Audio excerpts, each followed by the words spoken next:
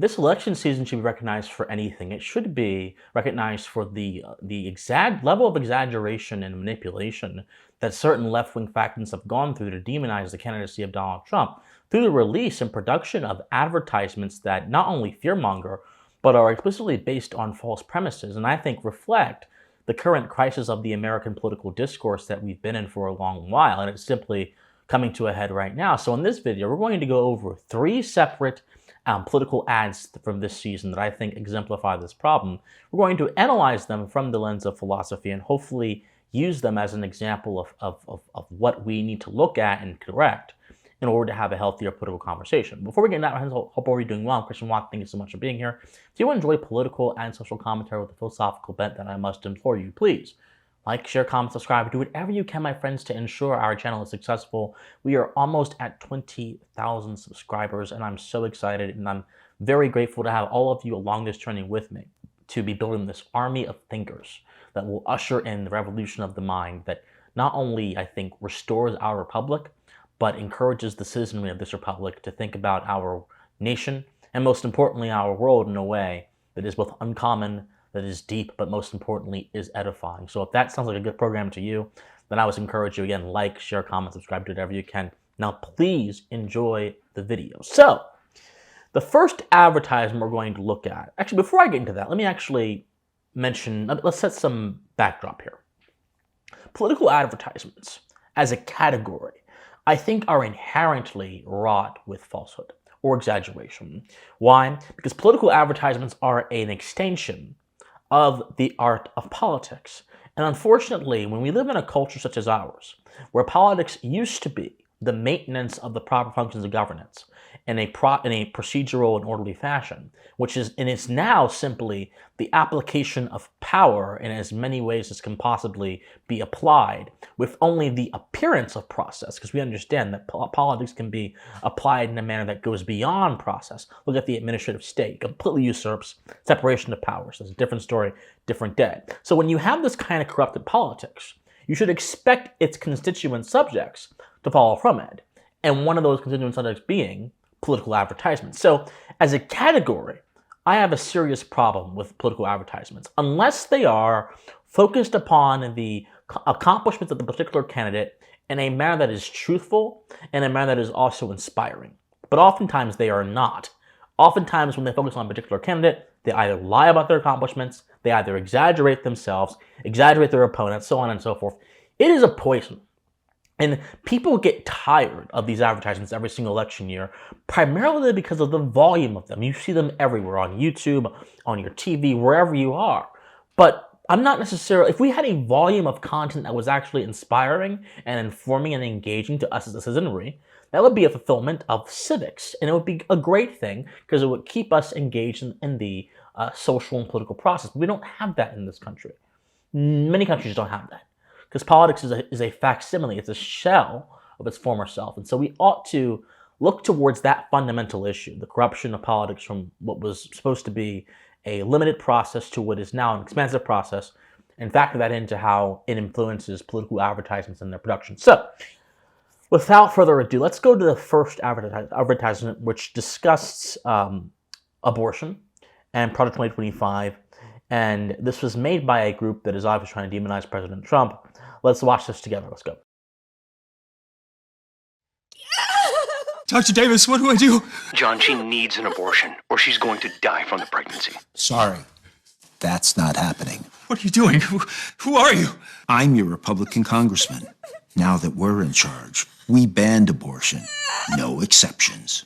You can't do this. She's dying. I won the last election, so it's my decision. But don't worry, you can still have children, just not with her. A few things. Okay, first, before we get into any of the more factual errors that this video is making, we have to first talk about the kind of image this portrays about a kind of person. I think the philosopher Roger Scruton once said, he's one of the sort of great Anglo philosophers of the conservative tradition. And I don't agree with him on everything, but he once said something. He once said that the phrase, "I am that I am" from the Bible is actually profound Because if we focus on the word I, we can see multiple perspectives. And we can see the perspective of the other person, of another person, by trying to look at them through the lens of the word I. Now, it sounds complicated, but it actually isn't. Because if you consider people and their own experiences and their own beliefs and their own belief systems, which are fundamentally considering them as individuals, and you look at that through that perspective, that can give you a better idea of people than looking at them as a caricature. And I think that the people who made this advertisement fundamentally reject what I would call the principle of the I, which is another, I think, extension of charitability, right? Putting it bluntly. And they instead operate on the basis of caricatures and broad generalizations. For example, I could not find many individual Republican congressmen that are actually attempting or trying to say that your partner should die if they have a situation where they may need an ectopic procedure done. Because an ectopic procedure is not abortion. Even the most ardently pro-life people like myself, but others as well, would tell you that an ectopic pregnancy, which by the way is less than 1% of most abortion cases, is not categorically an abortion because it is a particular procedure that is not, number one, it's not elective, and number two, it involves the potential death of the mother as well. So that's not categorically considered an abortion. And so when most people talk about abortion, the conversation is about elective procedures taken either because an unfortunate incident happened or taken either because in the vast majority of cases, because the woman was not ready to have the child or some other kind of reason like that, some other kind of trivial reason. And so when we're talking about these kind of things, we have to actually ask our question. What are we talking about? We're not talking about life or death situations. And the cases that have been cited by people to justify this kind of perception that conservatives want people to die during childbirth have been cases where the woman took an abortion pill or had some kind of unfortunate incident that happened that ended up killing them in a state that happened to have a law about abortion but had no law about what actually happened to them. And therefore, by proximity, the people are trying to propagandize and convict conservatism simply because this death happened in a state that is antithetical, whose policies are antithetical, rather, to the abortion beliefs of leftism. This is not only is it dishonest, it is actually a very sloppy way to understand otherwise complex and emotionally fraught issues like abortion. So that's the first thing. There's a caricature, and the caricature involves a proximity ethics kind of fallacy. And for those of you that not know what proximity ethics is, that's when you evaluate the goodness or badness of something on the basis of what it is close to, and not on the basis of what it actually is. This is distinct from guilt by association, because I can be close to something without being associated to it. I can be near, for example, a bloody hatchet without actually owning the hatchet myself. But if someone were to look at me and they see the bloodied hatchet and they see a dead body somewhere, they might say, oh, you killed the person. Well, that's proximity ethics. You have no idea if there's any connection between me and the hatchet. I could have just showed up, for all you know. It's proximity ethics. One of the worst, I think, egregious kind of ethical thinking perpetuated in our modern time. That's a different video, different day. So the caricature is wrong. The facts are also wrong because, again, you normally aren't going to have this kind of thing happen because of a law. You normally have this kind of thing happen because of a decision made by the person who it particularly happened to. And not only that, but it's very odd because conservatives tend to talk all about family, the propagation of family, so on and so forth. And one of the key positions of American conservatism is the idea of parental rights and family rights, that you should have the right to govern your family as you see fit. This Republican congressman is not reflecting a conservative ethic when he says you can have a baby with somebody else but not her. That's actually the opposite of parental rights. That's actually the opposite of a conservative ethic. So on several things, even on the ideology, if you're going to critique an ideology, people, at least critique it charitably. I critique progressivism all the time. I critique leftism all the time, on a philosophical level, all the time. But I do it by quoting progressives, by taking them seriously, and by taking their positions to their logical conclusions. Not by drawing up assumptions from the ether and then trying to dump them into a piece of propaganda. That's just not how we should conduct politics in this country. Let's go to the next one. The next one is rather, I think, very odd. The next one is a attempt to appeal to those who happen to like pornography by saying that Republicans are going to ban pornography under Product 2025. So let's actually get to this and let's actually watch this together as well.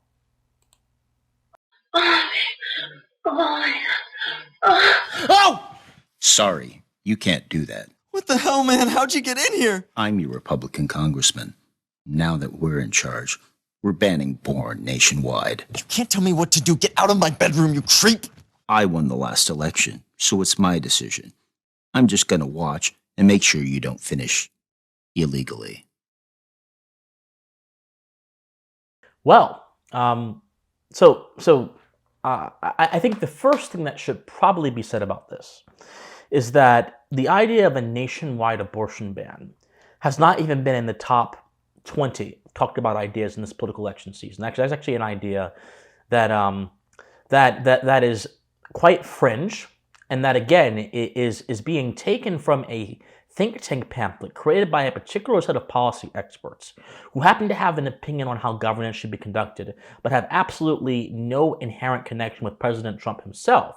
And the argument that will be oftentimes advanced is that, well, they're in his orbit. They're in Donald Trump's orbit. So how in the world can you say they have no connection with Donald Trump when they're in this orbit? Simply because just because you're associated with somebody does not mean you are directly involved with their plans. Trump has already released an Agenda 47 plan, which does not call for a ban for pornography or anything like that. So that's the first thing that must be said. Second thing is that this advertisement commits the sin and the fallacy of trying to make a personal habit a political issue. So personal habits, my friends, the reason why they shouldn't become political issues is because personal habits, whether they are good or they are bad for you, the way you address them is not by virtue of politics. The way you address them is by engaging with your own humanity, by trying to govern your passions, by trying to cultivate healthier habits. But the moment a personal habit, whether it be a virtue or a vice, becomes a political issue, is the moment that issue itself is no longer going to be solved, because there is always going to be an interested party that can gain power by virtue of using that issue as a wedge issue. And so therefore, they're going to try to keep that particular issue either alive, or if they're going to solve it at all, it'll only be partially solved to the extent that that particular personal habit, it will not ever be solved or not ever be addressed in a very fruitful way. And so if there's someone that's struggling with something, I don't care what it is, whether it be drug addiction or whatever, then the last thing you want to do, especially if you want them to have control over that particular habit, like they seem to, is invoke a political solution to a personal problem. The greatest problem, the greatest phenomenon of our time is the dissolution between the private and the public spheres. It's the merger between personal and political. This single concept, which, by the way, has been going on for the past maybe like 120 years, but it's intensified in the past 60 years, ever since the onset of second wave feminism, essentially dissolves all necessary distinctions between political power and personal life, and makes everything into a game of conflict and domination. This is what the personal and political actually meant. It sought to, number one, see the family as simply a product, simply a tool of the patriarchy, and then number two, weaponize the woman as an agent of the anti-patriarchy to fight the man. It saw the family as a battleground, not as an incubation environment for society, because the family, when viewed properly, will be seen as the incubator for society, not as a battlefield between the sexes. But that's what it was reduced to under the tyrannical notion, that the personal is political. Let it not be said that governments are the ones that can only tyrannize you. Your government can tyrannize you, but things you believe can also tyrannize you as well, just as Xenophon, he'll tell you. So for many reasons, this is odd and over the top, and not only that, it's just reflective of a deep lack of political understanding. I think we ought to look into that. Next one. This is the one that's actually, I think, I'm not going to play the whole thing. It's like 2 minutes long, but I'm going to play snippets of it. I'm going to go off the screen for this one. This one is, I think, reflective of one of the worst attempts to propagandize people. And it's also reflective of how deeply irrational certain people on the other side, and in politics in general, has become. So watch this. We weren't always like this. We had a beautiful life. The best parties. The most beautiful friends. We thought it was just another election. So a lot of us didn't vote. Why bother? Everyone knew the system was rigged. Many of us even voted for them. I know it sounds crazy now, but we didn't like Democrats back then. We were angry about the vaccine mandates and how they handled the war in Gaza and the way they wanted to censor free speech on the internet. They want unquestioned obedience. So what did we end up doing? We voted for the guys who openly said they wanted to imprison dissenters and use the military against their political opponents.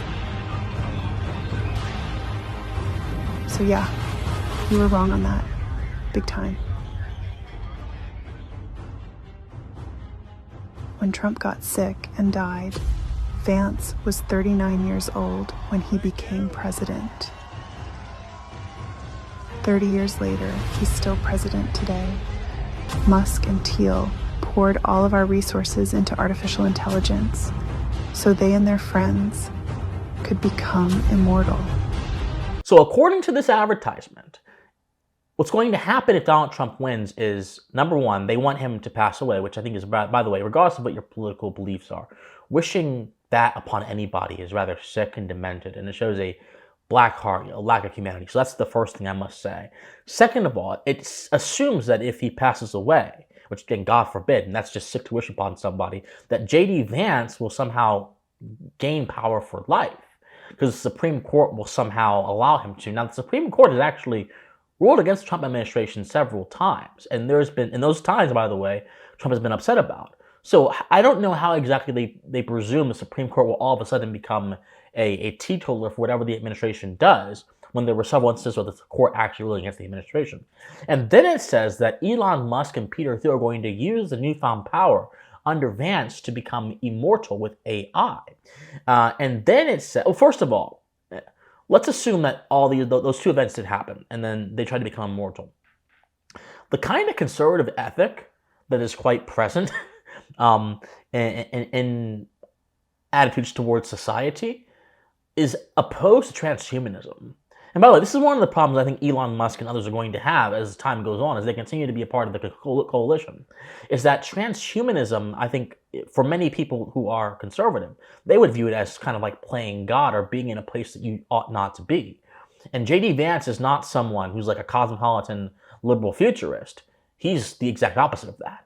So even if if this was to happen in their dystopian way, I doubt they would have the ability to become immortal by virtue of transhumanism, and an administration that would most certainly oppose it. And then apparently they would put all the homeless people and other people into concentration camps. So what I think this advertisement can teach us is a few things. Number one, fear is a powerful motivator of action. When you have a society based on fear, you have a society that rejects reason. And if your society rejects reason, it can no longer think about the world in a way that actually allows them to interact with the world. It can only perceive the world in a way that the people who are projecting the fear want them to perceive the world. So not only is it a form of control, it's also a form of emotional and mental domination, because it's totalitarian in nature. It encompasses every single aspect of your senses. Second thing I think is very important to recognize here is that there are certain people that no matter what, will continue to project their ideas about reality upon reality, as opposed to looking at reality to what it is. In philosophy, we call this the sort of problem, the direction of fit. The direction of fit proposes that if you're going to have a belief, it must fit what is evidently true. It must fit reality. Now, there are some people who actually reverse that principle and say, no, I have this belief. I'm going to conform reality to this belief, and by doing that, I'm going to therefore expound upon some idea by doing that. Well, the problem with this is actually pretty simple, and it's that reality does not conform to you, no matter how much you wish it to conform to you. But not only that, when you do this, you're not operating in a way that is coherent to anyone outside of your ideological premises. And by the way, if there's ever a disagreement that arises in your doing this, there's no way to settle this, because the basis of solving disagreements is common ground. But common ground requires a broader overarching context where truth is presupposed. And if there is no truth, or if there is no objective truth, there is no common ground. And this advertisement kind of reflects that psychosis that eliminates common ground and weaponizes direction of fit for political purposes. So, in closing, we have to ask ourselves the question, what exactly is going on here? Because stuff like this, if you consider the diet of the average American during the founding generation, the pamphleteers like Thomas Paine and others, who were feeding people polemical yet insightful ideas about human nature and governance and the world and society, and really emboldening them. And then you fast forward 270 plus years, you compare it to what's going on now. How do we get to a point where this is not causing mass upheavals amongst most Americans? Some people like me are criticizing it, but how do we get to a point where most people are just sitting back and shrugging their shoulders? Well, very simple, my friends. We live in a pacified culture. We live in a culture that expects mediocrity. We live in a culture that expects distortion and manipulation, and simply shrugs its shoulders and rolls its eyes when either of those things arise. But the problem with this is very simple, my friends. If you passively allow these kind of things to arise, it won't take very long for those who are impressionable and those who do not have the kind of temerity or the force of will, the force of mind that you may have or you may think you have, to believe this and then act on it. The reason we fight bad ideas is not because we are trying to protect ourselves from the harms of falsehood, but it's because the harms of falsehood can extend beyond ourselves and have a broader impact on society as well, which is all the reason why civil society itself must be based on truth, must be based on concrete, verifiable things, and not based on mythologies or abstract principles that have no relationship to reality and that are drummed up by propagandists to manipulate and sway the crowd. So in closure, my friends, as we get further from this presidential election, because it shall pass eventually, we ought to think back to these instances and ask ourselves, how can we create a better culture where this kind of stuff is not even entertained, much less acceptable within a political discourse? My friends, like, share, comment, subscribe, do whatever you can to get our message out there. My friends, study history, study philosophy, remain morally convicted, and please stay pensive. Bye, guys.